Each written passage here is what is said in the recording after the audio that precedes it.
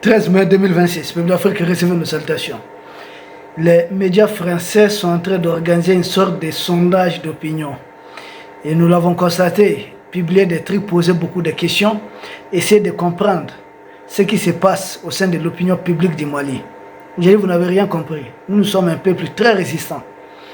Nous sommes résilients, évidemment. Parce que, regardez, RFI a mis en ligne quelques questions. Notamment, comment l'opinion malienne réagit par rapport à toutes ces attaques. Nous avons dit que l'opinion malienne a compris qui est derrière les attaques. Ce n'est pas des gens qu'on nous présente en moto. Non, non, non. Celui qu'on dit, voici, voilà, lui là c'est un islamiste, il est, je sais pas, il est quoi, c'est un radical, un extrémiste, c'est pas lui. C'est qui a fait de lui l'extrémiste? Qui envoie cet extrémiste en mission? Qui aide cet extrémiste dans la communication? Qui les renseigne? Qui les forme? Qui lui donne des armes? Qui l'envoie spécifiquement contre les Mali et les pays de l'AES? Si c'est question de religion, pourquoi pas les autres pays? Pourquoi exclusivement les 3 pays de l'Est aujourd'hui opposés à la jeune française? Il s'agit des mercenaires, purement et simplement. Et notre opinion a compris ça. C'est pourquoi vous jetez des jambes là, vous dribbles là, ça ne fonctionne pas ici. Et ils posent aussi des questions par rapport à l'AES. Que disent l'opinion malienne de la participation de l'AES dans tout ce qui se passe? J'ai dit l'opinion malienne a une opinion très favorable. Parce que les engins, les militaires de l'AES, on les voit un peu partout au Mali, un peu partout au Burkina, un peu partout au Niger. L'AES, ça dépasse tout ce que vous... C'est pas comme le G5 Sahel qui reste, qui est redevenu GD Sahel. GD Sahel, c'est l'antichambre de la jeune française qui opère depuis la Mauritanie, qui est en train de coordonner toutes ces attaques aussi. Du côté de l'Algérie, c'est au niveau de Tamaracet. Du côté de la Mauritanie, ils le savent. C'est de là-bas qu'ils acheminent généralement les renforts. Du côté de M. Ouattara, il le sait aussi. Lui qui organise souvent même le ravitaillement de ces terreaux-là.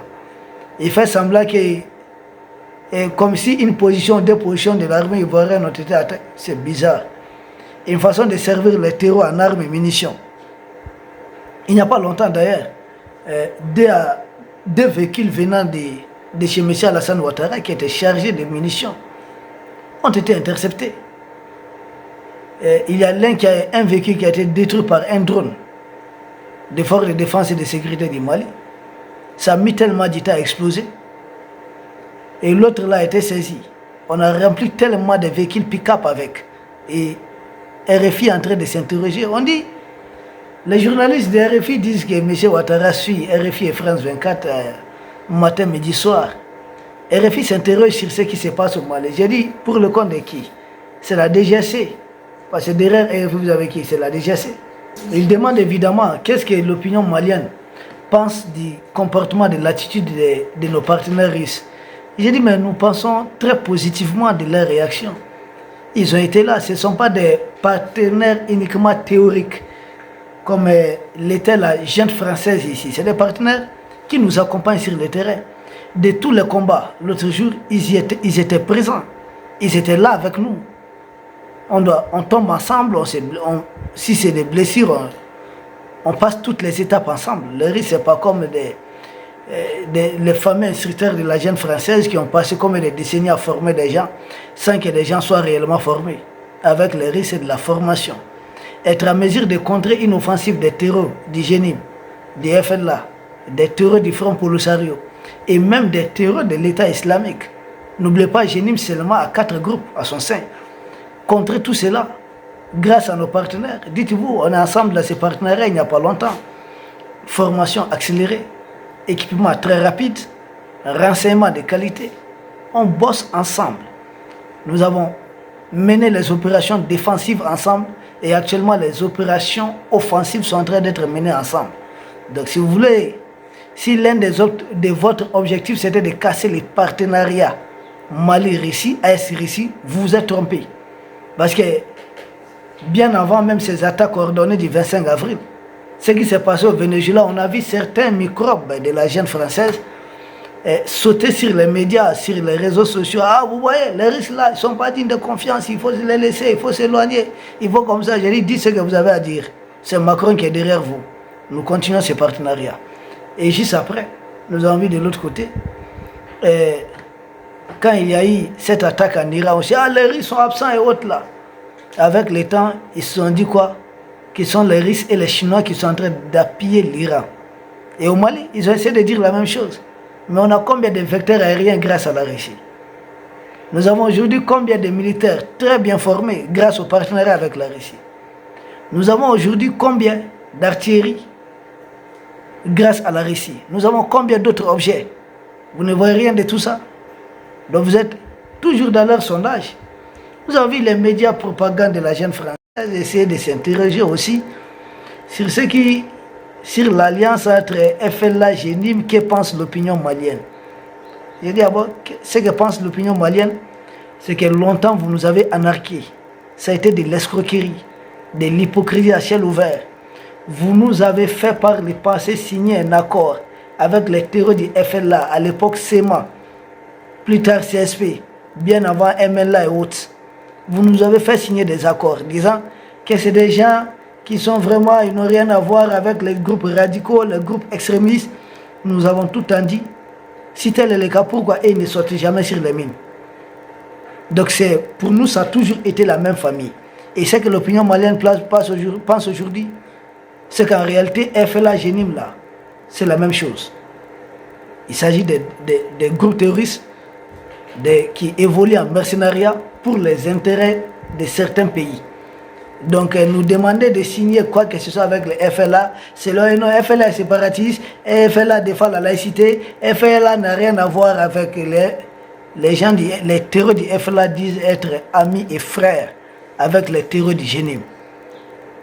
Certes, ils n'ont pas les mêmes patrons. Certains ont pour patron la jeune française, d'autres l'Algérie, mais nous avons compris tout ça. Mais c'est le même groupe, si c'est ce que vous demandez. Et ils disent que leur terreau du Génim, la jeune française, que ces mercenaires du Génim, ont décidé de mettre un embargo autour de Bamako, mais les prix des produits hautes là, maîtrisés hautes. J'ai dit, vous pensez que nous, notre peuple est un peuple manipulable? Si vous avez recruté les enfants les plus mal nés de notre République, les manipuler, essayer de les retourner, pensant qu'ils peuvent retourner l'opinion. Personne n'a confiance à ce que ces gens disent. Ils n'inspirent confiance à personne. C'est parce qu'entre nous, Maliens, on se connaît. C'est comme vous, entre Français, vous connaissez là-bas. Ce ne sont pas des gens dignes de confiance. Ils ne sont pas du tout crédibles. Donc nous, ici, pour le moment, l'armée est en train d'escorter certains convois. Par endroit, il peut y avoir des difficultés, mais très rapidement, notre armée va se construire, va régler tous ces problèmes. Vous attaquez à des lignes électriques, vous êtes au contraire, les peuples maliens soudés derrière les autorités. Quoi que vous fassiez là, ça va tout seulement renforcer notre solidarité, notre union derrière nos autorités.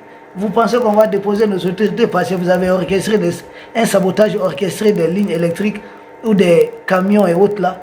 Ah non, au contraire, ça nous fait croire davantage que tout ce que nos autorités disaient, c'est la réalité. Sinon, qu'est-ce quelqu'un qui est manipulé sur une moto aller s'attaquer à des lignes électriques? Qui lui donne des plans? Qui l'envoie? Qui l'a formé à ça? C'est vous. C'est vous les impérialistes. Donc ça ne nous fait ni chaud ni froid.